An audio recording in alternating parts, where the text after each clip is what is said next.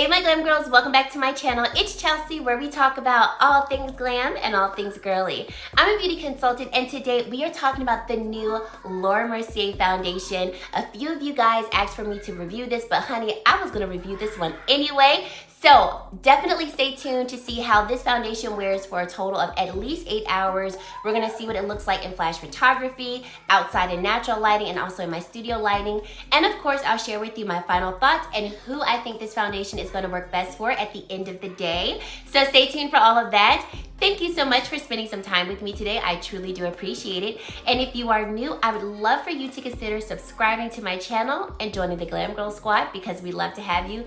And let's get right into this video. So like I said, we have the new Laura Mercier Real Flawless Weightless Perfecting Foundation. This does come in 30 shades and it retails for $48. We get a total of 1 fluid ounce or 30 milliliters of product. And the shade that I picked up is 4W1, which is Suntan. And Suntan is for medium with warm undertoned complexions. Now, looking at the shade range, I will have to comment that I do think they could have done a little bit better with the shade ranges, because there's a good majority of the 30 shades in that lighter to medium category, and then we have fewer shades in the tan to deepest category. So I think they could have taken a few shades out of the lighter tones and made some deeper tones so that there was more so an even distribution of the shades that they have between 30 shades total. I think 30 shades total is a really good starting point for a foundation, but it would be great if there was a little bit more distribution of those shades. This is going to be a weightless foundation that blurs the line between makeup and skin with medium buildable coverage, waterproof wear, and up to 12 hours of fade-proof wear. So the finish of this foundation is said to be natural, and in terms of the formulated ingredients, we have high-resolution pigments and 3D smoothing priming powders. This is going to allow for the skin to look perfected, cake-free, and have optimal color laydown with less product. Then we have blurring bamboo silk powders and hydrolipid matrix, which is going to balance the moisture in the skin and also control shine to maintain the skin's optimal state. And then lastly, we have camellia seed, vitamin E, and cacao extract. This is going to be an antioxidant-rich formula that helps to defend against damage by external stressors. This formulation is said to be hydrating. It's also said to be color true wear that will blur the look of imperfections, your pores, and fine lines, with improving skin tone and skin texture immediately and with continued use.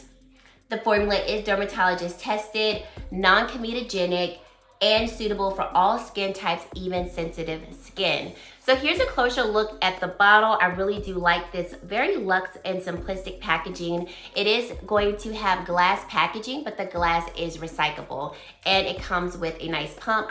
And I like that the cap is pretty sturdy. It's not gonna be one of those caps that kind of just flies all over your makeup bag if you were traveling with it or carrying it with you.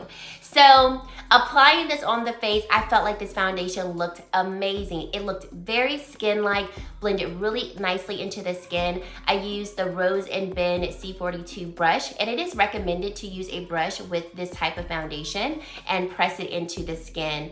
It blended effortlessly, and even though I did pick up a foundation that had a warmer undertone, I do not feel like it looked too warm against my skin to where it looked orange versus more like my skin tone. I ordered this foundation online, and based off what I could see online, I felt like this particular shade would have matched me better. They do have 4 in 2, which is going to have a neutral undertone, and that is the undertone that I prefer to use because those undertones match my complexion best. So I am gonna go in store and see if 4 in 2 is a better shade match, but if it's not, this is the shade that I would stick with, just because overall I think it looks very nice once everything is put on my face.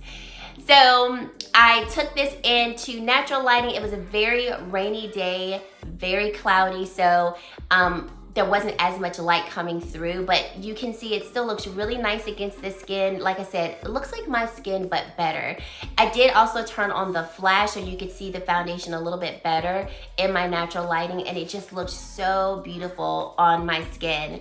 Took it outside. Like I said, it was gray, but you can still see looks very natural. And I think this is a foundation that if you wanted to, you could kind of just throw it on your face and be out the door. Like throw it on your face, maybe set it a little bit with powder, add a lip gloss, and be out the door, because it really does look very perfecting on the skin and very natural on the skin. And I love foundations that are like that. Under flash photography, there was no flashback, and once again, my skin, but better. So I think this is a beautiful foundation. After initially applying it, I was like, the bar is set really high because this is looking beautiful on the skin. So at this point, I have had this foundation on for 3 hours, and I do already have some concerns, and I don't know if it's me or if it's the foundation. So I'm gonna come in a little close so you can see what I'm talking about, and we'll go from there. Coming in close, I think this foundation looks really beautiful on the skin. I would agree that the skin looks very nice and blurred and perfected. I did not use a primer today, and I did set my concealer with powder, but I only applied powder right under the eyes, right around my nose here, and then just a little bit here. So I did not put powder all over my face. I also did go in with a setting spray when I was done my makeup, the Eau de Serif Beauty setting spray, but this is not a setting spray that adds dew or doesn't mattify the skin, so I tried to use a very neutral setting spray. And so here's where my concerns are already with this foundation. And yes, this is a first impression, so I will definitely update you so that you'll know if it's me or the foundation. But I do feel like the foundation is already starting to break away or tear down around my mouth. And I did eat, so that's why I was like, I don't know if it's me, but I also did not go like this and wipe all over my face.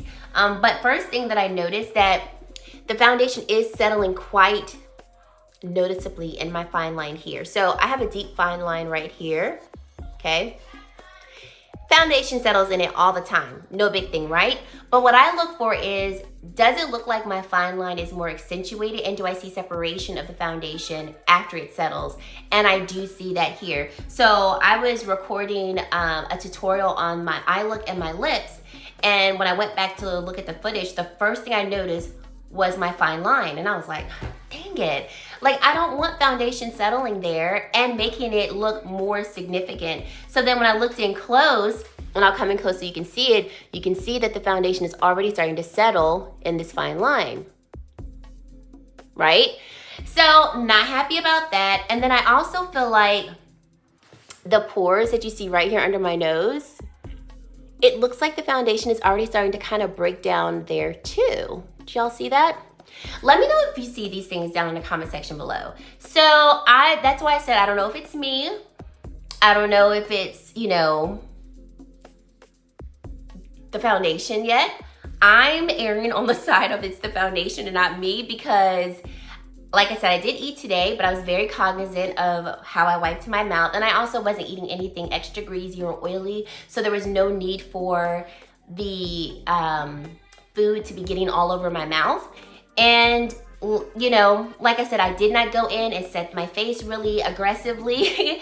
So it might be one of those things where this is a foundation that needs to really be set to keep its longevity, okay? Because in the instructions of how to use it, it does say go in with the Laura Mercier powder and set after you apply the foundation. So it might be that. We'll see. We'll see how this looks at the end of the day. If it's, you know, one of those foundations that does need to be set, then setting it with powder and like maybe pressing the powder in the skin would help to correct this. But I like to do very minimal tweaking to a foundation so you all can see how it looks on my skin, and then you can decide how it would work for your skin. I do have more normal skin. I don't really produce a lot of oils, so I say that my skin is more normal versus combination, because I tend to not produce a ton of oils throughout the day. Everywhere else, like all along here, I think it looks really beautiful. I feel like the pores around my cheeks are quite blurred, and I love that. So I don't know. I've been doing a lot of talking. Maybe it doesn't like a lot of talking. I'm being silly now. But it might be one of those things that I have to set my mouth just a little bit more, because as I'm talking and moving my mouth, it might be a foundation that could move with it too if it's not properly set. So we're just gonna see how this foundation looks at the end of the day. But so far, I would say that I am really still liking it on the skin. It looks really beautiful. And like I said, my skin looks very perfected. So I'm not giving up on this foundation, but I did notice that a few hours in, so I did want to point that out. So let's go about our day, see how things are looking. I will have all of the products that I'm wearing on my face linked down below. I also will have a link for this foundation, so if you are interested in checking it out, you can check it out down there. So let's go about our day, see how things hold up at the end of the day, and I will come back and share with you my final thoughts. So stay tuned. Okay, so we are back. It is the end of the day. I've had this foundation on now for 10 hours. So I'm gonna come in close and see what we're looking like. Okay, so it's been a test today. So I feel like I have put this foundation to the test somewhat. Remember, the claims are that it's going to give us 12 hours of wear.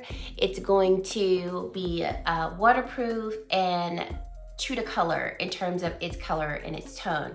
Remember, I had some on my face right here. Remember, my areas of concern was my smile line here, and then I felt like it was breaking up around my mouth. And I will say I'm happy that the smile line did not get worse at all. So I was really happy about that. And then I would say like right around this area of my mouth or like above my lip, I feel like it still looks pretty much the same. I would say that the next time I wear this foundation, I'm definitely going to set it just to kind of hold it in places where I feel like it might break apart due to movement. And I would just say like right around here. Instead of dusting powder around this area, I might actually press it into the skin to make sure that it stays in that area. Now, everywhere else, I feel like the foundation held up really, really good. I remember looking at my face around like the 6 hour mark. I was like walking past a mirror and I just took a look to see how things were looking. And I was like, I feel like this is a foundation that like gets better the more you wear it. Like it really does settle into the skin and like become one with your skin.